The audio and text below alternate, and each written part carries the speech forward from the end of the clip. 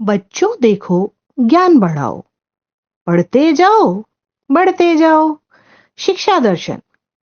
जी हाँ, पढ़ाई के साथ मस्ती भी। यह शिक्षा विभाग राजस्थान सरकार द्वारा बच्चों को टीवी के माध्यम से पढ़ाई का अपना एक अनूठा रोचक कार्यक्रम है। डीडी राजस्थान के अलावा अन्य 13 नेटवर्क चैनल पर एक साथ प्रसारित किया जा रहा है, जिसका नाम है शिक्षा दर्शन। राजस्थान राज्य शैक्षिक अनुसंधान एवं प्रशिक्षण परिषद उदयपुर के तत्वाधान में इस कार्यक्रम के अंतर्गत कक्षा 1 से 12 के लिए प्रतिदिन 3.25 घंटे के लिए शैक्षिक प्रसारण किया जा रहा है। कार्यक्रम के अंतर्गत प्रतिदिन कक्षा 1 से 12 के लिए पाठ्यक्रम आधारित शैक्षिक प्रसारण होगा, जिसमें कक्षा 9 से 10 के लिए 12:30 से 1:30 बजे तक तथा कक्षा 11 एवं 12 के लिए 1:30 से 2:30 बजे तक प्रसारण होगा तथा कक्षा 1 से 5 के लिए 3 से 3:30 बजे तक एवं कक्षा 6 से 8 के लिए 3:30 से 4:15 बजे तक कार्यक्रम प्रसारित होगा। बच्चों, आज हम पढ़ेंगे कक्षा 9 में सामाजिक विज्ञान विषय में बुक भारत और समकालीन विश्व 1 में फ्रांसीसी क्रांति भाग 1 व कक्षा 10 में हिंदी विषय में व्यवहारिक व्याकरण मुहावरे। बच्चों, हम शुरू कर रहे हैं कक्षा 9 सामाजिक विज्ञान की इतिहास की पाठ्य पुस्तिका को, जिसका नाम है भारत और समकालीन विश्व फर्स्ट। सबसे पहले देखते हैं कि हमारी पाठ्य पुस्तिका के अंतर्गत हम किन किन पाठों का अध्ययन करेंगे। तो हमारी पाठ्य पुस्तिका को कुल 2 खंडों में विभाजित किया गया है। खंड फर्स्ट के तहत हम उन घटनाओं व प्रक्रियाओं का अध्ययन करेंगे जिन्होंने संपूर्ण विश्व की राजनीति को कहीं ना कहीं प्रभावित किया है, जिसमें हम अध्याय प्रथम के तहत अध्ययन करने वाले हैं फ्रांस की क्रांति का। अध्याय द्वितीय के तहत अध्ययन करेंगे यूरोप में समाजवादी विचारधारा व रूसी क्रांति का। अध्याय तृतीय के तहत हम अध्ययन करने वाले हैं नाज़ीवाद, साथ ही जर्मनी में हिटलर के उदय का। खंड सेकंड के तहत हम पिछड़े हुए समाजों की अर्थव्यवस्था का अध्ययन करेंगे, जिसमें अध्याय चतुर्थ के तहत हम अध्ययन करेंगे वन्य समाज पर निर्भर रहने वाली जातियों की अर्थव्यवस्था का। साथ ही समझेंगे कि किस तरह से औपनिवेशिक शासनकाल ने उनके जीवन को प्रभावित किया। इसी के साथ ही अंतिम अध्याय पंचम में हम अध्ययन करेंगे आधुनिक विश्व में चरवाहे समुदाय के जीवन का। तो चलिए बच्चों, शुरुआत करते हैं हमारे चैप्टर फर्स्ट फ्रांसीसी क्रांति के साथ। और फ्रांसीसी क्रांति के अंतर्गत फर्स्ट वीडियो के तहत हम समझेंगे कि ये जो फ्रांस में क्रांति हुई, इसके महत्वपूर्ण क्या क्या कारण थे। तो बच्चों, फ्रांस की क्रांति के कारणों पर जाने से पहले हम एक बार समझ लेते हैं कि फ्रांसीसी क्रांति आखिरकार क्या थी। फ्रांस की क्रांति का महत्व न केवल फ्रांस में अपितु संपूर्ण विश्व में है, क्योंकि आज हम समानता, स्वतंत्रता, बंधुत्व इत्यादि विचारों की, लोकतांत्रिक अधिकारों की जो बात करते हैं, वो सारे अधिकार कहीं ना कहीं फ्रांस की क्रांति से निकले हैं। हालांकि फ्रांस से पूर्व इंग्लैंड में 1688 की गौरवपूर्ण क्रांति हो चुकी थी। इसी के साथ ही 1776 के लगभग अमेरिका का स्वतंत्रता संग्राम भी हुआ था। लेकिन इतिहास में फ्रांसीसी क्रांति का अपना अलग ही महत्वपूर्ण स्थान है। फ्रांस में क्रांति के माध्यम से निरंकुश राजतंत्र को उखाड़ दिया गया और आगे हम देखते हैं कि गणतंत्र की फ्रांस में स्थापना हुई। तो चलिए, फ्रांस की क्रांति की तरफ बढ़ने से पहले हम एक बार वर्तमान यूरोप के मानचित्र में फ्रांस की स्थिति समझ लेते हैं कि फ्रांस कहाँ स्थित है, ऐसा देश जहाँ पर 1789 में ये क्रांति हुई। तो देखिए, यहाँ पे मानचित्र को दर्शाया गया है और यहाँ 7 महाद्वीप दिखाए गए हैं, क्योंकि इतना तो आप पूर्व कक्षाओं में पढ़ चुके हैं कि 7 महाद्वीप है। और यहाँ ये हम देख पा रहे हैं, ये एशिया महाद्वीप है और ये है हमारा प्यारा भारत। ठीक है, यहाँ ये अफ्रीका महाद्वीप है ना, ये एशिया महाद्वीप था। और ये है बच्चों यूरोप महाद्वीप, और यूरोप महाद्वीप के अंतर्गत ये है फ्रांस। और ये जो मैंने डॉट बनाया है, यहाँ पे है पेरिस, और पेरिस क्या है, फ्रांस की राजधानी है। तो बच्चों, फ्रांस में होती है क्रांति। अब एक बार क्रांति का मतलब भी समझ लीजिए कि क्रांति आखिरकार क्या होती है। बच्चों, जब सामाजिक राजनीतिक व्यवस्था, आर्थिक व्यवस्था इतनी ज़्यादा खराब होती है कि जनता असंतुष्ट होकर विद्रोह का रास्ता अपना लेती है, हिंसा का रास्ता अपना लेती है और उस जो गलत व्यवस्था थी उसको उखाड़ फेंकती है, तो हम उसे कहते हैं क्रांति। यानी ये परिवर्तन का माध्यम है, लेकिन ये परिवर्तन तीव्र गति से होता है और इसमें हिंसा भी हो जाती है, तब हम इसे कहते हैं क्रांति। क्योंकि बच्चों, परिवर्तन दो तरह से होते हैं, एक तो धीरे धीरे परिवर्तन होना व्यवस्थाओं में, और एक व्यवस्थाओं में बहुत तीव्र गति से परिवर्तन होना। तो क्रांति का संबंध जो तेज गति से परिवर्तन होते हैं, जिससे समाज की सामाजिक, राजनीतिक, आर्थिक व्यवस्था को पूरी तरह से बदल दिया जाता है, तो उसे क्रांति कहते हैं। तो फ्रांस में यही तो हुआ कि फ्रांस की जो सामाजिक व्यवस्था थी बहुत ही ज्यादा दोषपूर्ण थी, जिसे हम आगे समझेंगे कि किस तरह से फ्रांस का समाज वर्गों में बटा हुआ था। इसी के साथ ही आर्थिक स्थिति भी बहुत ही ज्यादा खराब थी। जो फ्रांस के राजकोष थे वो बिल्कुल खाली पड़े थे और जनता के ऊपर भारी मात्रा में कर लगाए गए थे। तो सामाजिक व्यवस्था दोषपूर्ण, आर्थिक व्यवस्था दोषपूर्ण, और इसी के साथ ही राजनीतिक व्यवस्था में भी दोष थे, क्योंकि राजा निरंकुश था और जनता के प्रति उत्तरदायी नहीं था। तो दोषपूर्ण जो व्यवस्था थी, इसको फ्रांस में क्रांति के माध्यम से उखाड़ दिया गया। और क्रांति की शुरुआत होती है मुख्य रूप से 14 जुलाई 1789 से। हालांकि पहले भी विरोध के स्वर उठाए गए थे जनता के द्वारा, लेकिन वो विरोध इतना सशक्त तौर पर उभर कर नहीं सामने आया था। तो पहली बार संगठित रूप से जो विरोध होता है, क्रांति होती है, 14 जुलाई 1789 को होती है, जब उग्र जनता के द्वारा, जो फ्रांस की उग्र जनता थी, उसके द्वारा बास्तिल के दुर्ग का पतन कर दिया जाता है। और बास्तिल का दुर्ग सम्राट की निरंकुश शक्तियों का प्रतीक था। तो 14 जुलाई 1789 से क्रांति शुरू होती है। उसके बाद क्रांति की घटनाएं लगभग होती रहती हैं और इस क्रांति की परिणति होती है 1791 के संविधान के साथ। क्योंकि 1791 के संविधान से जो राजा था, जिसका निरंकुश शासन था, उसको अब संविधान के अंतर्गत लाया जाता है। तो 1791 में ये फ्रांस, जिसमें निरंकुश राजतंत्र था, राजा का निरंकुश शासन था, उस पर संविधान का नियंत्रण स्थापित हो जाता है इन्हीं क्रांति की बदौलत। और उसके बाद 1791 में जब राजा संविधान के अनुसार कार्य नहीं कर पाता है, तो फिर पूरी तरह से ही राजतंत्र को उखाड़ दिया जाता है और 1792 में राजतंत्र खत्म करके गणतंत्र की स्थापना कर दी जाती है। तो ये पूरी कहानी हम देखेंगे फ्रांस की क्रांति। लेकिन आज के वीडियो में हम अध्ययन करने वाले हैं, सबसे पहले जैसा कि हमारी बुक में स्टार्ट हुआ है, क्रांति की घटना को दिखाया गया है, जिससे हम परिस्थिति समझ सके कि फ्रांस में उस समय कैसी परिस्थिति चल रही थी। तो 14 जुलाई 1789 का जो क्रांति हुई थी, उसके वर्णन के साथ ये कहानी शुरू होती है। और फिर कहानी के बाद हम देखेंगे कि ये जो क्रांति हो रही है 14 जुलाई को, उसके क्या क्या कारण थे। तो चलिए बच्चों, शुरू करते हैं। 14 जुलाई 1789 की सुबह होती है, मॉर्निंग का टाइम होता है और पेरिस नगर में, अभी बताया था ना, फ्रांस का पेरिस नगर राजधानी, पेरिस नगर में आतंक का माहौल था, भय का माहौल था। क्यों था भाई भय का माहौल? क्योंकि लोगों में असंतोष बहुत ज्यादा बढ़ चुका था। और इधर क्या हुआ, लुई 16वें के द्वारा सेना बुला ली जाती है। हालांकि सेना तो बुलाई थी उसने कई अन्य कारणों के कारण, लेकिन जनता को लगता है कि राजा ने हमारे दमन के लिए सेना बुलाई है। तो और सम्राट लुई 16वें ने सेना बुला ली और शहर में घुसने का आदेश दे दिया। अब लोगों को लगा भाई सेना हमारा दमन करेगी तो हमें भी संगठित हो जाना चाहिए।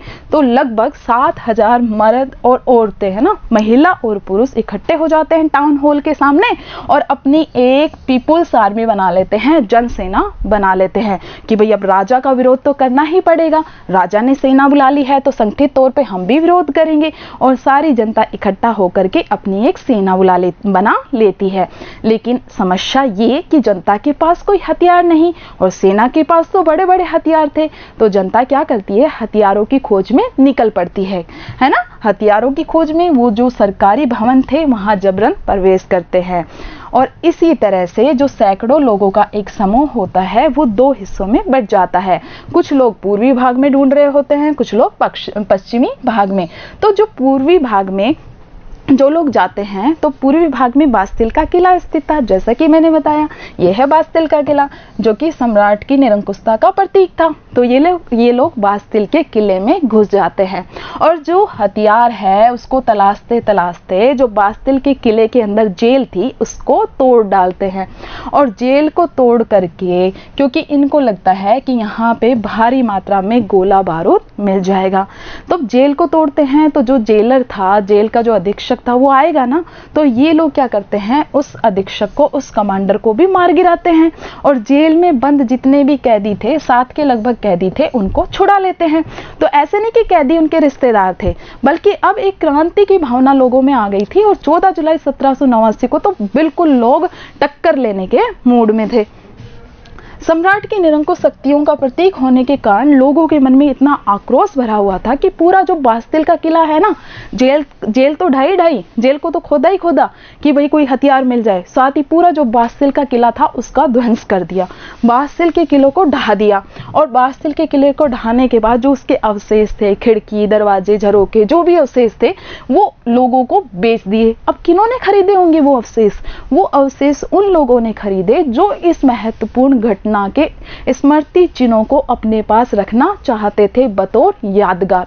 तो हमने देखा कि बास्तिल के किले के विध्वंस के साथ फ्रांस की क्रांति शुरू हो जाती है और उसके बाद कई दिनों तक पेरिस और देश के विभिन्न देहाती ग्रामीण क्षेत्रों में कई और स्ट्रगल होते हैं। अधिकांश जो जनता होती है वो बहुत ज़्यादा उग्र होती है, क्योंकि उन्हें उनका जो मुख्य खाद्य पदार्थ था पाव रोटी, वो भी नहीं मिल पाता है। तो वो पाव रोटी की महंगी कीमतों का विरोध करते हैं और इस तरह से 14 जुलाई 1789 के बाद भी क्रांति की घटनाएं होती ही रहती हैं।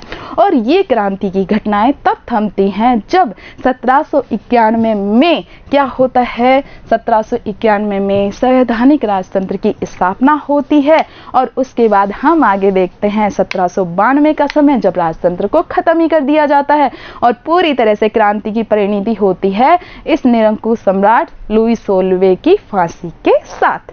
तो चलिए, घटना देखी हमने, अब हम फ्लैशबैक में जाते हैं ना। हमें मतलब इन्होंने पहले एक ट्रेलर दिखा दिया कि इस तरह से क्रांति हुई थी। अब जानते हैं कि जनता के गुस्से का कारण क्या था। तो कारण को डिवाइड किया गया है। फर्स्ट है राजनीतिक कारण, सेकंड है सामाजिक कारण, कि भाई समाज में भी क्रांति के कारण छिपे हुए थे। समाज में इतना ज़्यादा भेदभाव था कि जनता ने क्रांति की। आर्थिक कारण और तात्कालिक कारण, जिन्होंने बारूद के ढेर में, ये सारे कारण थे जिन्होंने समाज में अच्छा खासा असंतोष का बारूद तैयार कर दिया था और इस बारूद के ढेर में तिल्ली का काम किया तात्कालिक कारण ने। तो हम सारे कारण एक एक करके देखेंगे। सबसे पहले लेते हैं राजनीतिक कारण। तो देखते हैं राजनीतिक कारण में जो राजा था लुई 16वां, उसके बारे में पढ़ते हैं। सबसे पहले 1774 में बुर्बो राजवंश का शासन चल रहा था, याद रखना है, ये इंपॉर्टेंट है। बुर्बो राजवंश का लुई 16वां फ्रांस की गद्दी पर बैठा। लुई 16वां जब फ्रांस की गद्दी पर बैठा तब उनकी उम्र होगी लगभग 20 साल की लगभग, यानी इतनी छोटी आयु में उनके ऊपर पूरे देश का कार्यभार आ गया। इसी के साथ ही उनका विवाह हो गया ऑस्ट्रिया की राजकुमारी मेरी एंटोइनेट के साथ। ये देखिए मेरी एंटोइनेट, है ना सुंदर। लेकिन जो लुई 16वां था उसका व्यक्तित्व बहुत ही ज़्यादा कमज़ोर था। वह एक अयोग्य शासक था। ऐसा कहा जाता है कि पहले वो अपनी माता के प्रभाव में रहता था और बाद में मेरी एंटोइनेट उसको अपने हिसाब से चलाती थी, ऐसा कहा जाता है। यानी कुल मिलाकर के एक अयोग्य शासक था। और हम देखते हैं कि लुई 16वां ही नहीं, ये है लुई 16वें, लुई 16वां ही नहीं, इनसे पहले के जो फ्रांस के राजा हुए लुई 14वां, लुई 15वां, ये लोग निरंकुश थे। निरंकुश मतलब बिल्कुल इनकी शक्तियों के ऊपर किसी तरह का कोई नियंत्रण नहीं था। लुई 14वां तो खुलेआम कहता था कि मैं ही राष्ट्र हूं, ठीक है। और ये लोग राजा के दैवीय अधिकार के सिद्धांत का पालन करते थे। क्या कहता है राजा का दैवीय अधिकार सिद्धांत? कि राजा पृथ्वी पर ईश्वर का अवतार है और उसके पास आम जनता से हटकर बहुत सारे विशिष्ट गुण हैं जिनकी बदौलत वह शासन कर पाता है। तो जनता के प्रति तो राजा बिल्कुल भी उत्तरदायी नहीं था, है ना। तो हमने देखा कि निरंकुश शासक था और ऊपर से लुई 16वां तो अयोग्य भी था। आप देखिए क्या होता है, लुई 16वां क्या था? अयोग्य था। तो इस तरह से बच्चों हमने देखा पहले लुई 14वां, फिर लुई 15वां, लुई 16वां, सारे शासक निरंकुश थे और जनता इनके निरंकुश शासन से, अत्याचारी शासन से परेशान हो चुकी थी। तो बच्चों हमने फर्स्ट राजनीतिक कारण को समझा। अब बढ़ते हैं अगले कारण, आर्थिक कारण की तरफ। तो जब लुई 16वें का राज्यारोहण होता है उस वक्त फ्रांस का राजकोष लगभग खाली था। ऐसी हालात आखिरकार क्यों हुई? क्यों फ्रांस की आर्थिक स्थिति इतनी ज्यादा खराब थी? तो चलिए देखते हैं। सबसे फर्स्ट कारण है कि फ्रांस काफी लंबे समय तक युद्धों में उलझा हुआ था। हम देखते हैं कि फ्रांस का उस वक्त ब्रिटेन सबसे बड़ा शत्रु था और फ्रांस काफी लंबे समय तक इंग्लैंड के साथ युद्ध में उलझा रहा था, जिससे उसके वित्तीय संसाधन लगभग नष्ट हो चुके थे। इसी के साथ ही वर्साई का विशाल महल जिसमें राजा रहता था, उसकी शानो शौकत को बनाए रखने के लिए बहुत सारे खर्चे करने पड़ते थे, जिन्हें हम कहें कि असल में वो फिजूल खर्ची ही थे। तो ये कारण तो थे ही थे। इसके अलावा एक बहुत ही इंपॉर्टेंट कारण होता है लुई 16वें के शासनकाल में, जैसा कि मैंने बताया ब्रिटेन तो उस वक्त सबसे बड़ा शत्रु था फ्रांस का। तो ब्रिटेन का अमेरिका के कुछ जो उपनिवेश थे अमेरिका के क्षेत्र में, तो उन उपनिवेशों को ब्रिटेन के नियंत्रण से आजाद कराने के लिए फ्रांस अमेरिका की मदद करता है। तो मदद करता है यहाँ तक तो ठीक है, लेकिन मदद करने के चक्कर में क्या चढ़ जाता है फ्रांस पर? कर्जा। और कर्जा भी छोटा मोटा नहीं, 10 अरब लिब्रे का कर्जा फ्रांस के ऊपर चढ़ जाता है।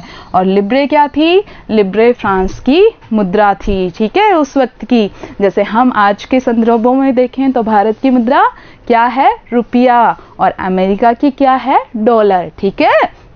तो 10 अरब लिब्रे का बोझ चढ़ जाता है, कर्जा चढ़ जाता है फ्रांस के ऊपर। और 2 अरब लिब्रे का कर्जा पहले से चला आ रहा था, तो कुल 12 अरब लिब्रे के लगभग कर्जा हो जाता है। अब कर्जा चढ़ा है तो जिन्होंने कर्ज दिया है वो ब्याज की दर भी बढ़ाएंगे, यानी ब्याज की मांग भी करेंगे। तो इसी तरह सरकार से जो कर्जदाता है, जो अभी तक 10% ब्याज की मांग करने लग गए थे, तो इसके कारण सरकारी बजट का एक बहुत बड़ा हिस्सा दिनों दिन बढ़ते हुए कर्ज को चुकाने में जा रहा था। इसके अलावा कर्ज तो चुका ही रहे हैं, वर्साई के महल के रखरखाव में भी जा रहा है और आपके वित्तीय संसाधन भी नष्ट हो चुके हैं। इसके अलावा जो कई नियमित खर्चे होते थे, नियमित खर्चे यानी सेना के रखरखाव पर, सरकारी कार्यालय व विश्वविद्यालय को चलाने के लिए जो खर्चा होता था, तो इसके कारण फ्रांस की जो सरकार है उस पर इतना ज्यादा वित्तीय भार पड़ गया, उसकी हालत इतनी ज्यादा आर्थिक हालत खराब हो गई कि फाइनली फ्रांस की सरकार ये डिसाइड करती है कि करों की दर को बढ़ाया जाएगा। तो कर की दर बढ़ाने का निश्चय किया, चलो कोई बात नहीं, आर्थिक स्थिति खराब है, कर बढ़ा लिए, कोई बात नहीं।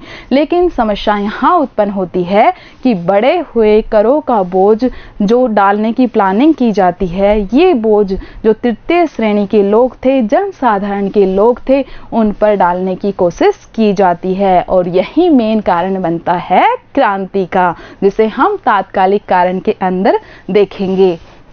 तो यहाँ पे दोबारा बताया गया है, लिब्रे फ्रांस की मुद्रा थी जिसे 1774 ईस्वी में समाप्त कर दिया गया था।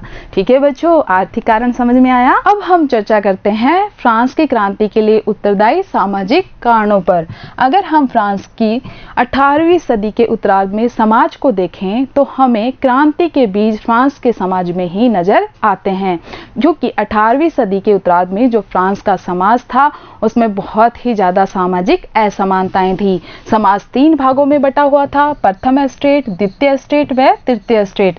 प्रथम स्टेट में पादरी वर्ग के लोग शामिल थे, द्वितीय स्टेट में कुलीन वर्ग जिसमें राजा व उसके सामंत आते थे, साथ ही तृतीय स्टेट जिसमें कि जनसाधारण वर्ग आता था। जनसाधारण वर्ग में भूमिहीन जो श्रमिक थे, छोटे किसान, कारीगर, साथ ही नया नया उदित हुआ जो मध्यम वर्ग का, जो जिनकी स्थिति इन दूसरों की तुलना में थोड़ी ठीक थी, जैसे कि व्यापारी वर्ग, सरकारी कर्मचारी वर्ग, वो सब तृतीय स्टेट में आते थे। प्रथम व द्वितीय स्टेट के लोगों को विशेष अधिकार दिए गए थे और जो तृतीय स्टेट के लोग थे उन पर सभी प्रकार के करों का भार डाल दिया गया था। तो यहीं से समाज में जो असमानता थी, असमानता के कारण समाज में असंतोष के विचार उत्पन्न होते हैं और यही असंतोष आगे चलकर क्रांति का कारण बनता है। समझते हैं इस चीज को। फ्रांसीसी समाज 3 एस्टेट या वर्गों में बटा हुआ था। प्रथम एस्टेट में पादरी वर्ग के लोग आते थे, द्वितीय एस्टेट में कुलीन वर्ग के लोग आते थे और इन लोगों को विशेष अधिकार मिले हुए थे।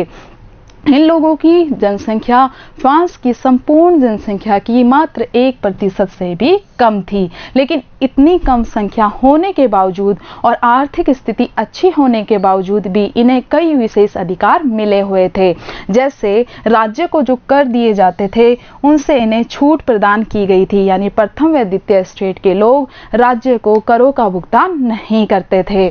इसके साथ ही अगर हम सामंतों को देखें, कुलीन वर्ग को देखें, तो कुलीन वर्ग को यह विशेषाधिकार था कि वो तृतीय स्टेट के लोगों पर सामंती कर लगा सकता था, सामंती कर वसूल कर सकता था। इसी के साथ ही इनके द्वारा किसानों को, मजदूरों को मजबूर किया जाता था कि वो इनके यहाँ पर कार्य करें। इसी के साथ ही किसानों से न केवल जबरदस्ती खेतों में और घरों में काम करवाया जाता था, बल्कि सड़क निर्माण के कार्य और सैन्य कार्यों में भी उनकी मदद ली जाती थी।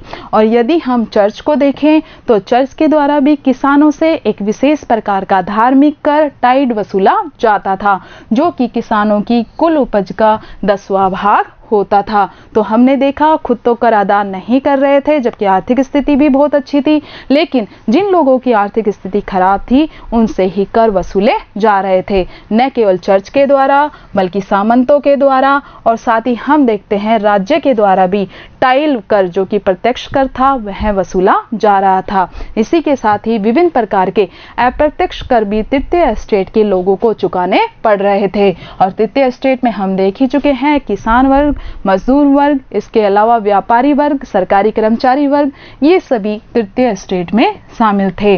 और फ्रांस की पूरी आबादी में अगर हम देखें तो 90% लोग किसान थे, लेकिन इसके बावजूद उनकी स्थिति अच्छी नहीं थी क्योंकि वो भूमि के मालिक नहीं थे। तो फिर भूमि का मालिक कौन होता था? 60% जो भूमि थी वो प्रथम व द्वितीय स्टेट के लोग, साथ ही जो तृतीय स्टेट के ये कुछ अमीर लोग थे, इनके हाथों में उनका नियंत्रण था। इसी के साथ ही किसानों को टाइड व टाइल भी चुकाना पड़ता था। तो हमने देखा इनकी आर्थिक स्थिति बहुत ही ज़्यादा खराब थी। इनकी कमाई का लगभग 80% भाग तो चर्च को, सामंत को, साथ ही राज्य को कर चुकाने में चला जाता था। तो हमने किसानों की स्थिति देखी, बहुत ही ज़्यादा खराब थी फ्रांस के समाज में। इसी के साथ ही मजदूर वर्ग की दशा भी खराब, मजदूर वर्ग की जो स्थिति थी वो और भी ज़्यादा खराब थी। उनसे कम वेतन पर काम करवाया जाता था, यानी शोषण किया जाता था। तृतीय स्टेट के लोगों से हमने देखा राज्य के द्वारा प्रत्यक्ष कर वसूला जाता था, जिसे नाम दिया गया टाइल, और अप्रत्यक्ष कर वसूला जाता था, यानी नमक, तंबाकू जैसी जो दैनिक आवश्यकता वाली वस्तुएं थी, रोजमर्रा की जो वस्तुएं थी, उन पर कर वसूला जाता था। तो एक बार बच्चों इसको समझो, प्रत्यक्ष कर किसे कहते हैं और अप्रत्यक्ष कर किसे कहते हैं। प्रत्यक्ष कर यानी डायरेक्ट लिया जाए, जैसे कि हमारी आय पर जो कर लगता है, हम इनकम टैक्स भरते हैं ना, तो वो प्रत्यक्ष कर का एग्जाम्पल है। और अप्रत्यक्ष कर यानी जो हमारी दैनिक आवश्यकता की वस्तुएं हैं, जैसे कि हम एक कोलगेट खरीद रहे हैं तो हमारी कोलगेट की जो MRP होती है उसमें ये इनडायरेक्ट टैक्स अप्रत्यक्ष कर पहले से ही जुड़ा हुआ होता है। तो जो दैनिक आवश्यकता की वस्तुएं थी फ्रांस में, उन पर भी कर लगाया गया था। तो जो तृतीय स्टेट के लोग हैं उनकी हालत बहुत ज्यादा खराब हो गई थी, क्योंकि न केवल उनके पास जो आर्थिक संसाधन थे वो नहीं थे, क्योंकि भूमि भी उनकी नहीं थी, इसके बावजूद टाइड, टाइल, सामंती कर, न जाने कितने कर उनके ऊपर लगाए गए थे। तो बच्चों ये टाइड और टाइल बहुत ज़्यादा इंपॉर्टेंट है, इस पर टिप्पणी पूछ ली जाती है। तो टाइड किसके द्वारा वसूला जाता था? चर्च के द्वारा। और टाइल किसके द्वारा वसूला जाता था? राज्य के द्वारा कर वसूला जाता था। और किससे वसूला जाता था? तृतीय स्टेट के लोगों से वसूला जाता था। द्वितीय स्टेट में जो नया मध्यम वर्ग था, जो कि नया नया उदित हुआ था, इसने फ्रांस की क्रांति में महत्वपूर्ण योगदान दिया था। इन्होंने न केवल वाद विवाद के माध्यम से बल्कि तर्कों के माध्यम से आम जनता को ये बताया कि वर्तमान व्यवस्था दोषपूर्ण है। प्रथम और द्वितीय स्टेट के लोगों को जो विशेषाधिकार प्राप्त हैं उनका उन्मूलन होना चाहिए। तो आगे हम देखेंगे कि किस तरह से ये लोग फ्रांस की क्रांति को सफल बनाने में अपना योगदान देते हैं। समझ में आया कि तृतीय स्टेट में भी कई कैटेगरी थी। सबसे जो लो कैटेगरी थी, हमने देखा कि भूमिहीन मजदूर उसमें हैं, छोटे किसान हैं, फिर उनसे ऊपर हमने देखा कि किसान और कारीगर हैं, और उनसे ऊपर जिनकी आर्थिक स्थिति ठीक थी, जिनका व्यापार व्यवसाय अच्छा चल निकला था, जिनकी आर्थिक स्थिति ठीक थी, बुद्धिजीवी वर्ग, व्यापारी वर्ग के लोग हैं, ये लोग आगे चलकर समाज में चेतना जागृत करेंगे और तृतीय स्टेट के लोगों को जोड़कर क्रांति करवाएंगे। ठीक है, इसी के साथ ही यहाँ पे एक पिक्चर दी गई है। पिक्चर देखिए, बुक में बहुत अच्छे से समझाने की कोशिश की गई है कि किस तरह से यहाँ पे ये बैठा है सामंत, जिसे कि मकड़े की संज्ञा दी गई है, और ये जनसाधारण वर्ग का व्यक्ति जिसे मक्खी की संज्ञा दी गई है। जिस तरह से मकड़ा मक्खी को नहीं छोड़ता है, उसी तरह से सामंतों के द्वारा और ये जो कुलीन वर्ग के लोग हैं, प्रथम स्टेट के, द्वितीय स्टेट के, उनके द्वारा आम आदमी का बहुत ज़्यादा शोषण किया जाता है। ये देखिए किस तरह से ये जो जन सामान्य वर्ग का व्यक्ति है, अब कितनी भेंटें दे रहा है, बकरी दी है, खाने पीने की सामग्री दी है, फिर भी ये जो कुलीन वर्ग का व्यक्ति है, इसके चेहरे पे बिल्कुल भी कृतज्ञता के भाव नहीं है। तो एक तरह से समाज की जो उस वक्त की व्यवस्था थी, उसका बहुत अच्छा प्रतिबिंब है यह चित्र। तो हम देख रहे थे फ्रांस की किस तरह से सामाजिक स्थिति चल रही थी। इसके अलावा फ्रांस में लोगों को जीविका संकट का सामना भी करना पड़ता था। तो एक बार देखते हैं कि ये जीविका संकट या जीने का संघर्ष क्या था।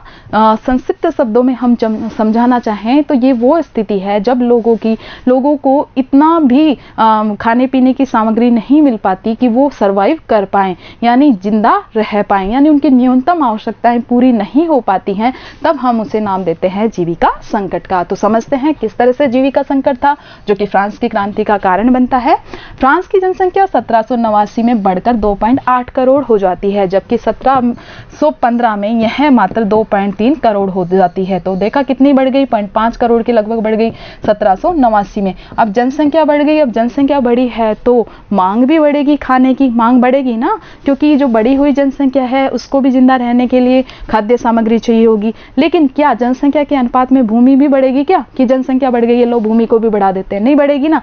तो जो खाद्य सामग्री की पूर्ति है वो पूर्ति कम हो रही है, मांग ज्यादा हो रही है। और मांग और पूर्ति का नियम क्या कहता है कि जब मांग ज्यादा हो, पूर्ति कम हो, तो कीमत बढ़ेगी। अब कीमत बढ़ जाएगी, लेकिन कीमत के अनुपात में मजदूरों की और किसानों की जो आर्थिक स्थिति है वो तो नहीं सुधर रही ना, यानी उनका वेतन तो उतना के उतना है, कीमत बढ़ गई है। तो अब वो बढ़ी हुई जो कीमत है, बढ़ी हुई जो दरें हैं, उन पर वस्तु खरीद ही नहीं पाएंगे।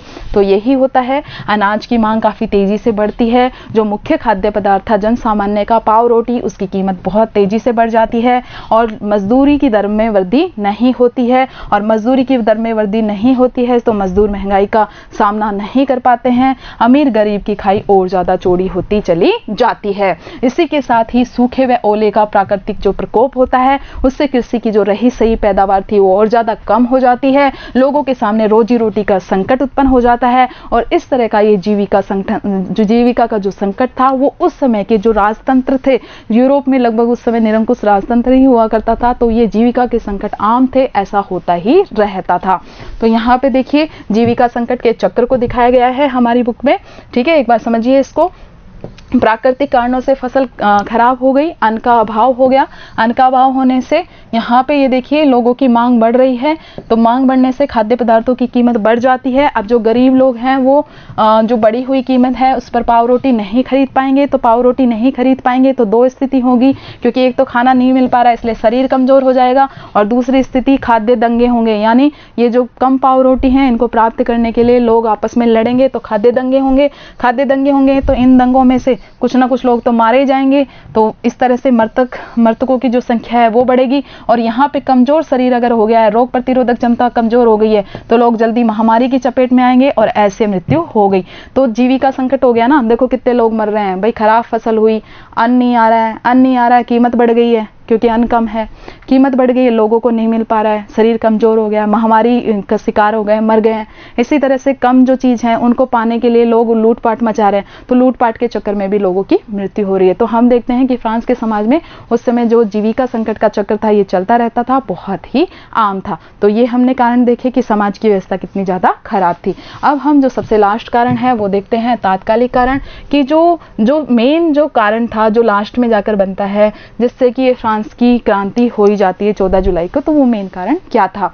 हमने देखा लुई 16वें के दौरान आर्थिक स्थिति फ्रांस की बहुत ही ज़्यादा खराब थी, राजकोष खाली पड़ा था लगातार युद्धों के कारण। इसके अलावा वर्साय का जो महल था उसकी शान शौकत बनाए रखने के लिए बहुत सारा खर्चा करना पड़ता था, कर्जों को चुकाने के लिए भी बहुत सारा खर्च हो जाता था। तो राजा ये प्लानिंग करता है कि कर बढ़ाए जाएंगे, कर की दर बढ़ाई जाएंगी, लेकिन कर की दर बढ़ाने से पहले स्वीकृति लेनी पड़ती थी एक संस्था के द्वारा, और जिसका नाम होता था एस्टेट जनरल। तो जिस तरह से अब वर्तमान में भारत में संसद है, आप उसी तरह से समझ लीजिए जैसे बिना संसद की स्वीकृति के, बिना बजट पारित किए हुए सरकार खर्चा नहीं कर सकती है, उसी तरह से जो राजा था उसको एस्टेट जनरल से स्वीकृति लेनी होती थी। और हम देखते हैं कि 5 मई 1789 को उनके द्वारा बैठक बुलाई जाती है, और इस बैठक में गतिरोध उत्पन्न हो जाता है। गतिरोध ऐसे उत्पन्न होता है कि एस्टेट जनरल के जो नियम थे उसके अनुसार अभी तक ये होता था कि जो प्रथम एस्टेट है उसका 1 वोट माना जाता था, द्वितीय एस्टेट का भी 1 वोट माना जाता था, और तृतीय एस्टेट का भी 1 वोट माना जाता था। लेकिन इस बार तृतीय एस्टेट के लोग, जैसे कि हमने बताया, कई राजनीतिक, सामाजिक, आर्थिक कारणों से उनमें आक्रोश बहुत ज्यादा बढ़ चुका था। फ्रांस का सम्राट जो स्थिति को संभालने में बिल्कुल भी सफल नहीं हो पाया था, असफल हो गया था। ऊपर से कर बढ़ाने की भी प्लानिंग कर रहा था, तो जनता में असंतोष बहुत ज्यादा बढ़ गया था। और जनता इस बार ये मांग करती है कि पूरी की पूरी सभा को मतदान करने की आज्ञा दी जाए, मतदान करने की परमिशन दी जाए। और लुई 16वें के द्वारा ये नहीं माना जाता है, क्योंकि अगर लुई 16वां ये मान लें तो संख्या किसकी ज्यादा थी? तृतीय स्टेट के लोगों की, क्योंकि उनके 600 प्रतिनिधि आते थे, जबकि प्रथम और द्वितीय स्टेट के अलग अलग 300 प्रतिनिधि आते थे। तो इस तरह से पूरी सभा का मतदान होता, तो वो मतदान की मांग उनकी स्वीकार नहीं की जाती है, और यही क्रांति का कारण बनता है। और उसी क्रांति का हमने एक नमूना हमारे चैप्टर की स्टार्टिंग में देख ही लिया था कि किस तरह से बास्तिल के दुर्ग का पतन होता है। तो बच्चों अच्छे तरह से ये वीडियो देखना है, नोट्स बनाने हैं। धन्यवाद बच्चों। आज का अगला पाठ कक्षा 10 में हिंदी विषय में व्यावहारिक व्याकरण मुहावरे। जैसा कि आप स्क्रीन पे देख पा रहे, आज का हमारा जो टॉपिक है वो है कक्षा 10 सामान्य व्याकरण, जिसको हम कह सकते हैं व्यवहारिक व्याकरण। आज हम पढ़ेंगे मुहावरे। इसका भाग संख्या 1 है, और यह आपके सर का नाम है। समझ में आ गई? इसका मतलब पिछले वीडियो में हमने लोकोक्ति पढ़ी थी, अब हम पढ़ेंगे मुहावरे। करें शुरुआत। एक प्रश्न आपका यह भी आएगा लगभग 4 अंक का। मैंने कोशिश ये किया है कि मुहावरा, फिर उसका अर्थ, फिर उसका वाक्य में प्रयोग, जैसे लोकोक्ति में हमने किया था, सेम टू सेम उसी प्रारूप के आधार पर मैंने मुहावरे तैयार कराए हैं। जितने भी मुहावरे तैयार किए हैं, आपकी जानकारी के लिए बताना चाहूँगा, आज तक परीक्षाओं में आ चुके हैं या आने की प्रबल संभावना है। मुहावरा शब्द हिंदी भाषा का नहीं है। मुहावरा शब्द हिंदी भाषा का नहीं है, अपितु हम कह सकते हैं ये मूल रूप से अरबी भाषा का शब्द है, जिसका शाब्दिक अर्थ है अभ्यास। मुहावरा मूलतः अरबी भाषा का शब्द है, जिसका शाब्दिक अर्थ है अभ्यास। हिंदी में इसे विशिष्ट अर्थ वाला वाक्यांश माना गया है। वास्तव में मुहावरे से शाब्दिक अर्थ की प्रतीति नहीं होती है, बल्कि एक विशिष्ट अर्थ का ज्ञान होता है।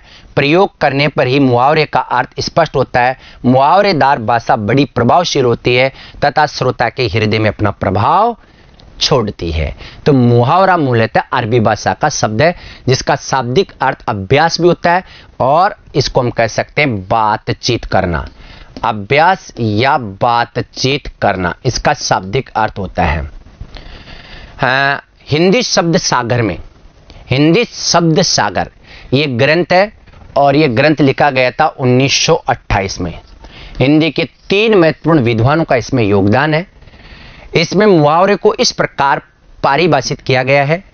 मुहावरा लक्षणा शब्द शक्ति है या व्यंजना द्वारा सिद्ध वाक्य का वह प्रयोग है जो किसी एक ही बोली या लिखी जाने वाली भाषा में प्रचलित हो, जिसका अर्थ प्रत्यक्ष यानी सीधे अर्थ से विलक्षण यानी अलग हो। मतलब मुहावरे वह होते हैं जिसका अर्थ, जो हमारा सीधा अर्थ होता है ना, उससे एकदम क्या हो, अलग हो। ठीक है। मुहावरों की विशेषताएं। मुहावरा प्रयोगानुसार परिवर्तनशील होता है, बिल्कुल बदलते रहते हैं प्रयोग के अनुसार। मुहावरा किसी भाषा की अमूल्य निधि यानी खजाना है। मुहावरा वाच्यार्थ की अपेक्षा, वाच्यार्थ का मतलब होता है अभिधा, मुहावरा अभिधा की अपेक्षा लक्ष्यार्थ का मतलब होता है लक्षणा और व्यंग्यार्थ परक होता है। मतलब सीधा सीधा अर्थ नहीं निकलता, बल्कि लक्ष्यार्थ निकलता है और व्यंग्य यानी भिन्न भिन्न अर्थ निकलते हैं। मुहावरों के प्रयोग से भाषा में अद्भुत शक्ति आ जाती है। एक विशेष प्रकार की शक्ति मुहावरों के प्रयोग से आ जाती है। मुहावरा लोक भाषा की व्यापकता को रेखांकित करता है। जो लोक भाषा आम जनता की भाषा है, उसकी व्यापकता को रेखांकित करता है। हिंदी में प्रचलित मुहावरे कौन कौन से हैं? हाँ, मैंने कोशिश की है। ये मुहावरा है, फिर उसका क्या बताया, अपने अर्थ और प्रयोग भी उन्होंने अपने लोगों ने किया है। अक्कल पर पत्थर पड़ना, ध्यान दीजिएगा। जो मुहावरा है ना, इसकी एक पहचान बता देता हूं। मुहावरे के अंत में ना जरूर जुड़ता है, जबकि जो लोकोक्ति होती है ना, उसके अंत में ना नहीं जुड़ता, ना नहीं जुड़ता। किसमें? लोकोक्ति। और मुहावरे के अंत में ना सभी में जुड़ता है, पढ़ना, होना, करना। देख लीजिएगा, ये मुहावरे और लोकोक्ति में अंतर है। मुहावरे के अंत में ना जुड़ता है। अक्ल पर पत्थर पड़ना, मूर्खता पूर्वक आचरण करना, एकदम मूर्खता जैसा आचरण करना। उस जुआरी और चोर का विश्वास, उस जुआरी और चोर का विश्वास, जी हां, विश्वास कर लिया, मेरी अक्ल पर पत्थर पड़ गए। अंधेर घर का उजाला होना, घर में एकमात्र पुत्र होना। अंधेरे घर का उजाला होना, इसका मतलब है घर में एकमात्र पुत्र यानी बेटे का होना। प्रकाश का इकलौता पुत्र उसके अंधेरे घर का उजाला है। प्रकाश का एकमात्र पुत्र उसके अंधेरे घर का उजाला है। अपना उल्लू सीधा करना, अपना स्वार्थ सिद्ध करना। आजकल राजनीति में हर व्यक्ति अपना उल्लू सीधा करने में लगा रहता है, अपना स्वार्थ सिद्ध करने में लगा रहता है। अंधे के हाथ बटेर लगना, अंधा व्यक्ति होता है ना, उसके हाथ में बटेर लगना, अनायास ही अयोग्य व्यक्ति को कोई मूल्यवान वस्तु का मिल जाना। मोहन के पास होने की संभावना, मोहन के पास होने की संभावना नहीं थी, किंतु वह कक्षा में प्रथम आया। ये तो अंधे के हाथ बटेर लगने जैसा है। आंखों से गिर जाना, सम्मान खो देना। जिस दिन गिरीश परीक्षा में नकल करते हुए पकड़ा गया, वह गुरुजनों की आंखों से गिर गया। अंकुश रखना, नियंत्रण में रखना। अंकुश रखना यानी नियंत्रण में रखना। अभी से अपने उदंड पुत्र पर अंकुश लगाओ, अभी से अपने उदंड पुत्र पर अंकुश लगाओ। बड़ा होकर वह नहीं सुधरेगा, यह फैक्ट है। बड़ा होकर वो कभी भी नहीं सुधरेगा। अपने मुंह मियां मिट्टू बनना, अपनी प्रशंसा आप करना। मुन्ना अपनी बड़ी प्रशंसा करता रहता है। एक दिन बीनू ने कहा कि अपने मुंह मियां मिट्टू बनना भी कोई बड़ी बात है। अमृत बरसना, अमृत बरसना, सबको सुना देना या आनंदित करना। समझ में आ गए? सबको आनंदित करना, यह समझिएगा। अमृत बरसना। कवि सम्मेलन में अनेक कवियों ने अपने काव्य पाठ से अमृत बरसाया है। आंखें चार होना, प्रेम होना।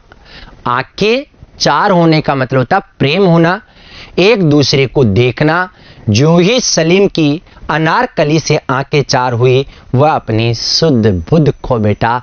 यानी आंखें चार होने का मतलब होता है प्रेम या प्यार करना या प्रेम होना। आकाश पाताल एक करना, आकाश और पाताल को एक कर देना। अत्यधिक परिश्रम करना।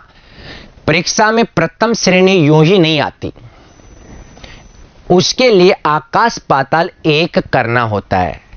इसके लिए आकाश और पाताल को एक करना होता है। आग बबूला होना, अत्यधिक क्रोधित होना, तुम्हारा मित्र इतनी सी बात पर आग बबूला हो गया। आटे दाल का भाव मालूम होना, कहते हैं ना बेटा पढ़ लो नहीं तो आटे दाल का भाव मालूम हो जाएगा। वास्तविकता ज्ञात होना, गुरुजी बोले बेटा बाप के राज में मौज कर लो, उस घर का भार सिर पर आएगा तो आटे दाल का भाव मालूम चल जाएगा। आनंद पालन में, कहते हैं ना आनंद पालन में यानी बहुत शीघ्र किसी भी मामले की आनंद पालन में जांच करना व्यक्ति के साथ अन्याय करने के बराबर है। कोई भी मामला हो, उस मामले में आनंद फानन में जल्दबाजी में जांच करना व्यक्ति के साथ अन्याय करने के बराबर है। आसमान सिर पर उठाना, आसमान को सिर पर उठाना, इसका मतलब है बहुत ज्यादा शोर या बहुत ज्यादा उपद्रव करना। अध्यापक के कक्षा से बाहर जाते ही छात्र ने आसमान सिर पर उठा लिया। जो छात्र थे ना, उन्होंने आसमान सिर पर उठा लेना, बहुत ज्यादा क्या कर लिया, शोर या उपद्रव। आंखों में धूल झोंकना, धोखा देना, आंखों में धूल झोंकना, धोखा देना, मैं तुम्हारी असलियत जान गया हूं, अब तुम मेरी आंखों में धूल नहीं झोंक सकते। आपे से बाहर होना, बहुत क्रोधित होना, आपे से बाहर होना, बहुत क्रोधित होना। अपने मित्र का अपमान होता देखकर रविशंकर आपे से बाहर हो गया। आपे से बाहर होना यानी क्रोध से बाहर निकलना, बहुत क्रोधित होना। आग में घी डालना, उसको बहुत ज्यादा और उत्तेजित करना, आग में घी डालना उसे और ज्यादा उत्तेजित करना। जैसे जैसे मामला ठंडा हुआ था कि सोहन ने गाली देकर आग में घी डाल दिया। आस्तीन का सांप होना, एकदम विश्वासघाती होना। तुम सुरेश पर बड़ा विश्वास करते हो ना, वह आस्तीन का सांप है, किसी दिन भारी धोखा देगा। विश्वासघाती होना। आंखों का तारा होना, बहुत प्रिय होना। आजकल ब्रजेश अपनी आज्ञाकारिता और विनम्रता से अपने माँ बाप का आंखों का तारा बना हुआ है। अपने पैरों पर खड़े होना, खुद के पैरों पर खड़े हो जाना। स्वावलंबी होना। दिनेश शिक्षा समाप्त करके अपने पैरों पर खड़ा हो गया। जैसे एजुकेशन पूरी हुई वो अपने पैरों पर खड़ा हो गया। अमर होना, सदैव प्रसिद्ध होना। देखिएगा, नेताजी सुभाष चंद्र बोस सदा के लिए इतिहास में अमर हो गए। नेताजी सुभाष चंद्र बोस हमेशा के लिए इतिहास में अमर हो गए, प्रसिद्ध होना। फूले न समाना, अत्यधिक प्रसन्नचित होना, बहुत ज्यादा खुश होना। तरक्की मिलने पर जय कुमार फूले नहीं समा रहे थे। अंग बंधना, निकट सहयोगी बन जाना। मैं अब आपके घर का अंग बन गया हूं, हर सुख दुख में आपके साथ हूं, हर सुख दुख में मैं आपके साथ हूं। अपने हाथ से अपनी कब्र खोदना, अपनी अवनति का कारण स्वयं करना, खुद की अवनति का कारण खुद ही बन जाना। इधर उधर की भिड़ा कर महंत जी ने अपने से अपने लिए ही कब्र खोद ली। अपनी खिचड़ी अलग पकाना, सबसे अलग रहकर कार्य करना। अपनी खिचड़ी अलग पकाना, सबसे अलग रहकर कार्य करना। हरी किसी के साथ नहीं मिल सकता, वह अपनी खिचड़ी अलग पकाता रहता है। अन्न जल उठ जाना, किसी स्थान से संबंध टूटने का समय आना, किसी स्थान से संबंध टूटने का समय आ जाना। ट्रांसफर ऑर्डर देखकर पिताजी बोले, भाई अब तो यहां से हमारा अन्न जल उठ गया है, यानी अब हमारा यहां कोई भी मतलब नहीं रहेगा। आवाज उठाना, विरोध में बोलना। जब सभी भ्रष्टाचारी में भागीदार हो तो उसके विरुद्ध आवाज कौन उठाए, विरोध में बोलना। अंगारे बरसना, अंगारों को बरसा देना। भीषण गर्मी होना, अंगारे बरसना, भीषण गर्मी होना। इतनी भीषण गर्मी है मानो आसमान से अंगारे बरस रहे हो। अंगारों पर चलना, अत्यधिक कठिन कार्य का भार लेना। देशभक्तों ने देश की स्वतंत्रता के लिए अंगारों पर चलना स्वीकार कर लिया है। अंगूठा दिखाना, निर्धारित समय पर इनकार करना। अंगूठा दिखाना यानी निर्धारित समय पर इनकार कर देना कि अब मैं नहीं पढ़ाऊंगा। महिला ने पड़ोसन को एन वक्त पर रुपया देने के नाम पर अंगूठा दिखा दिया। अगर मगर करना, अस्पष्ट भाषा का प्रयोग करना। अरे राजेश, कुछ तो शर्म करो, यूं ही अगर मगर क्यों कर रहे हो, ये वाक्य में प्रयोग है। आंखें बदलना, घोषित पक्ष से हट जाना। स्वार्थ के कारण उससे आंखें बदल ली। घोषित पक्ष से हट जाना, आंखें बदलने का मतलब हो जाएगा मतलब अपना पाला बदल लेना, दूसरी तरफ चले जाना। आंखें बिछाना, अति उत्साह से स्वागत करना। मंत्री जी के आगमन पर नागरिकों ने उनके स्वागत में आंखें बिछा दी, यानी कुल मिला के अति उत्साह में उनका क्या किया गया, स्वागत किया गया। आंखों में रात काटना, इसका मतलब है रात्रि जागरण करना। उन्होंने चिंता के कारण आंखों में रात काट दी, नौकरी नहीं लगी। आंखों में खून उतरना, अत्यधिक क्रोधित होना। शत्रु को देखते ही उसकी आंखों में खून उतर आया। आग लगने पर कुआं खोदना, विपत्ति या आपत्ति आने पर उससे बचने के प्रयत्न करना। बरसात आने पर छप्पर डालोगे, तुम्हारी ये बात आग लगने पर कुआं खोदने की तरह है। आकाश के तारे तोड़ना, इम्पॉसिबल कार्य करना, असंभव कार्य करना। वैज्ञानिकों के चंद्रालोक पर पहुंचकर जैसे आकाश के तारे तोड़ लिए। आकाश, देखिएगा, आकाश से बातें करना, बहुत ऊंचा होना। सब आकाश के, आकाश से बातें करना, बहुत ऊंचा होना। बंबई में इतने ऊंचे ऊंचे भवन है कि वे आकाश से बातें करते से जान पड़ते हैं। ऐसा लगता है कि वो आकाश से बातें कर रहे हैं। इधर की दुनिया उधर होना, अनहोनी घटना घटित होना। उसने अपने मित्र से कह दिया कि चाहे इधर की दुनिया उधर हो जाए, मैं तुम्हारा साथ नहीं छोड़ूंगा। ईंट का जवाब पत्थर से देना, बहुत कड़ा मुकाबला करना। डाकुओं को जब पुलिस ने ईंट का जवाब पत्थर से दिया, तभी उन्होंने डकैती डालना छोड़ा। ईंट का जवाब पत्थर से देना यानी बहुत तगड़ा मुकाबला करना। ईंट से ईंट बजाना, समूल नाश करना। अपनी बहुमूल्य वस्तुएं प्राप्त करने के लिए उन्होंने चोरों के घर की ईंट से ईंट बजा दी। जो चोर थे ना, उनके घर की ईंट से ईंट बजाना यानी समूल उनका नाश करना। ईश्वर का प्यारा होना यानी मृत्यु को प्राप्त हो जाना। मृत्यु को प्राप्त होना। सुनामी लहरों की विभीषिका में हजारों लोग असमय ही ईश्वर के प्यारे हो गए। इतिश्री होना, कार्य समाप्त होना। भवन निर्माण के कार्य की आज इतिश्री हो गई। इस कान से सुनना, उस कान से निकालना। ध्यान न देने की स्थिति। उड़ती चिड़िया पहचानना, उड़ती चिड़िया पहचाना, भीतर तक की बातें जान लेना। कहते हैं ना, वो तो उड़ती चिड़िया को भी पहचान लेता है। इसका मतलब है भीतर तक की बातें जानना। अनुभव होने पर लोग उड़ती चिड़िया पहचान ही लेते हैं। उल्लू बोलना, उजाड़ हो जाना। उल्लू बोलने का मतलब होता है उजाड़ हो जाना। गुजरात में आए भूकंप से भुज और कच्छ क्षेत्रों में उल्लू बोलने लगे यानी उजाड़ हो जाना। ऊंट के मुंह में जीरा, आवश्यकता से बहुत कम।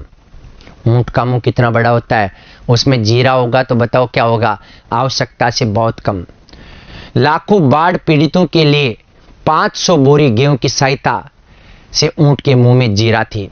एडी चोटी का पसीना एक करना, बहुत मेहनत करना।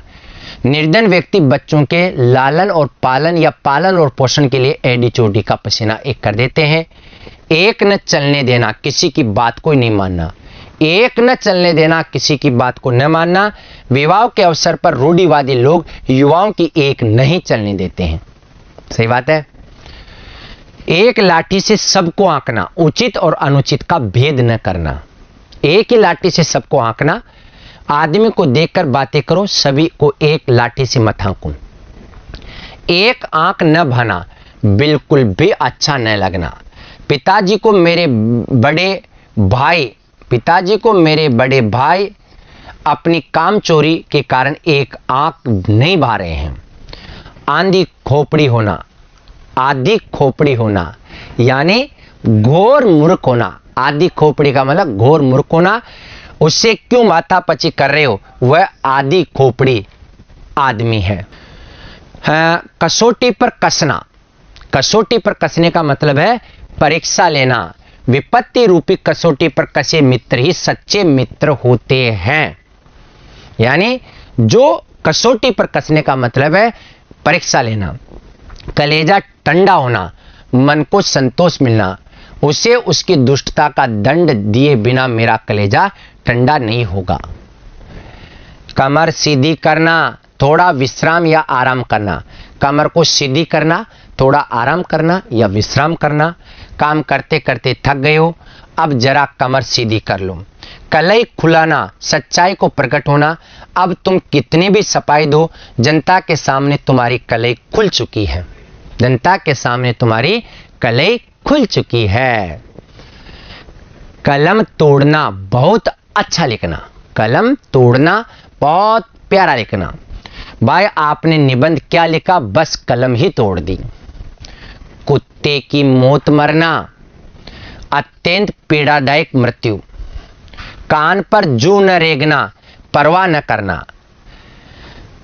मैं नौकर से रोज जल्दी आने को कहता हूं, पर उसके कान पर तो जो भी नहीं रेंगते, यानी परवाह ही नहीं करता। काटो तो खून नहीं, गुमसुम हो जाना। काटो तो खून नहीं, गुमसुम हो जाना। इकलौते पुत्र की मृत्यु का समाचार सुनकर मां की ऐसी दशा हो गई जैसे काटो तो खून ही नहीं है। कान में तेल डालना, किसी की बात न सुनना। मैंने तुमसे कितना कहा था कि उसे उधार मत दो, किंतु तुमने कान में तेल डाल रखा था, किसी की भी आप नहीं सुन रहे थे। कान खबर न होना, किसी को पता न लगना। तुम अपने पिता को बता देना कि मैं कल उनसे मिलूंगा, किंतु इस बात की किसी को कान खबर न हो।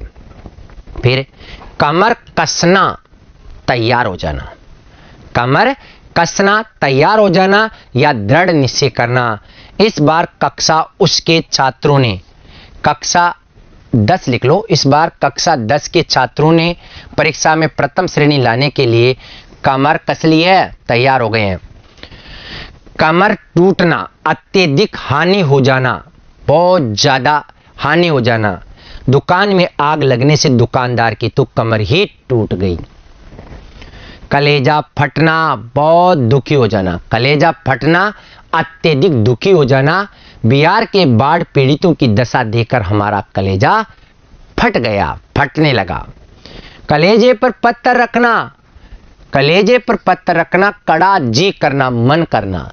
संपूर्ण संपत्ति लूट जाने पर भी उन्होंने कलेजे पर पत्थर रख लिया।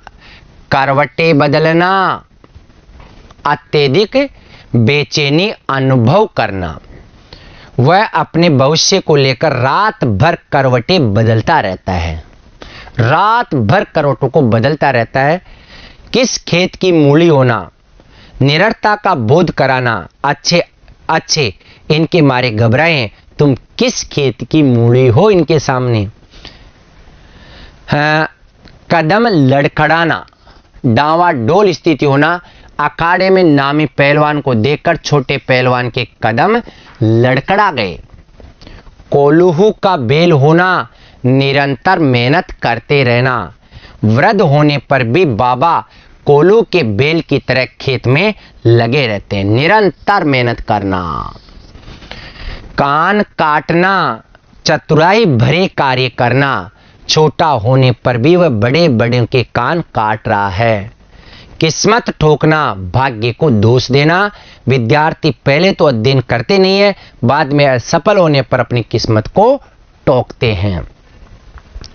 कीचड़ उछालना, दोष लगाना, कलंक लगाना। कीचड़ उछालने का मतलब है दोष लगाना या कलंक लगाना। ऐसे सज्जन पर कीचड़ उछालते हुए तुम्हें शर्म नहीं आती। खेल बिगड़ जाना, कार्य में विघ्न पड़ना। राम और श्याम की मां की मृत्यु होने पर उन बेचारों का सारा खेल ही बिगड़ गया। खून सूखना, खून सूख जाना, भयग्रस्त होना, आतंकवादियों को देखकर कश्मीर के नागरिकों का खून सूख रहा है। खाक छानना, सर्वत्र भटकना, सभी जगह भटकना, खाक छानना है। वृद्ध माता पिता अपने इकलौते पुत्र की तलाश में दर दर की खाक छान रहे हैं, यानी इधर उधर क्या कर रहे हैं, भटक रहे हैं। खून का प्यासा होना, कट्टर शत्रु बनना, जान लेने पर तुलना, कट्टर शत्रु बनना या जान लेने पर तुलना, आतंकवादी शांति प्रिय नागरिकों के खून के प्यासे हो रहे हैं। खाक डालना, भूल जाना, खाक डालना यानी भूल जाना, उन्होंने पुरानी दुश्मनी पर खाक डाल दी। खरी खोटी सुनाना, बुरा भला कहना, नौकर के तनिक सी देर पर पहुंचने पर राम ने उसे खूब खरी खोटी सुना दी।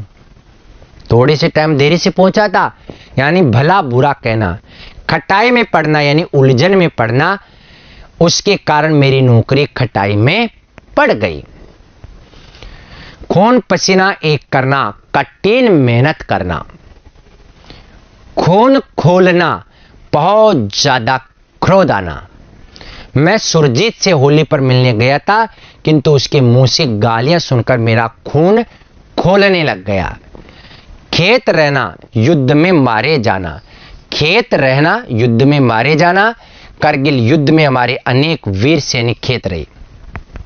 गले पड़ना, न चाहने पर भी साथ रहना पड़ना, चाहते नहीं है फिर भी साथ साथ रहना पड़ा। मैं उससे जरा मुस्कुराते हुए क्या बोल दिया, वह तो मेरे गले ही पड़ गया। गला काटना, बेईमानी करना, कहता है ना यार क्यों लोगों के गले काटते हो। सुरेश आज धनी बना बैठा है, जानते हो उसने कितनों का गला काटकर ये संपत्ति अर्जित की है। गिरगिट की तरह रंग बदलना, एक मत पर न टिकना, कभी ये कह दे कभी वह कह दे। आजकल लोग धन संपदा प्राप्त करने के लिए गिरगिट की तरह रंग बदल रहे हैं। गड़े मुर्दे उखाड़ना, भूली हुई बातों का संदर्भ देना। हम सभी भारतीयों को प्रेम से रहना चाहिए। गड़े मुर्दे उखाड़ने से कोई भी लाभ नहीं है, बल्कि नुकसान होता है। गले का हार होना, अत्यधिक प्रिय होना, गले का हार होना, बहुत ज्यादा प्रिय होना। तुम मधुर व्यवहार से सभी के गले का हार बन सकते हो। आप अपने मधुर व्यवहार से जितने भी लोग हैं उनके गले का हार बन सकते हो। ये थी दोस्तों आपके मुहावरे। बच्चों, आज हमने पढ़ा है कक्षा 9 में सामाजिक विज्ञान विषय में बुक भारत और समकालीन विश्व 1 में फ्रांसीसी क्रांति भाग 1 व कक्षा 10 में हिंदी विषय में व्यावहारिक व्याकरण में मुहावरे।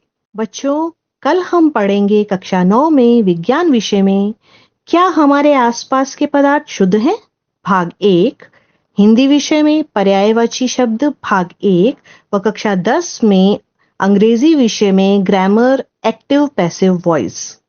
बच्चों, हमारे इस कार्यक्रम के कंटेंट पार्टनर हैं मिशन ज्ञान तथा इस कार्यक्रम में तकनीकी सहयोग UNICEF, Sterlite aid India foundation एवं पिरामल फाउंडेशन द्वारा प्रदान किया जा रहा है। बच्चों, आपको यह कार्यक्रम कैसा लगा? अपना सुझाव अवश्य दें। कार्यक्रम से संबंधित आपके मन में यदि कोई सुझाव आता है या किसी भी तरह की कोई शंका है आपको, तो हमें ईमेल और डाक द्वारा भेज सकते हैं। हमारा ईमेल एड्रेस है feedback.shikshadarshan2021@gmail.com और डाक का एड्रेस है निदेशक, राजस्थान राज्य शैक्षिक अनुसंधान एवं प्रशिक्षण परिषद, 111 सहेली मार्ग, सहेलियों की बाड़ी के सामने, उदयपुर 3130001।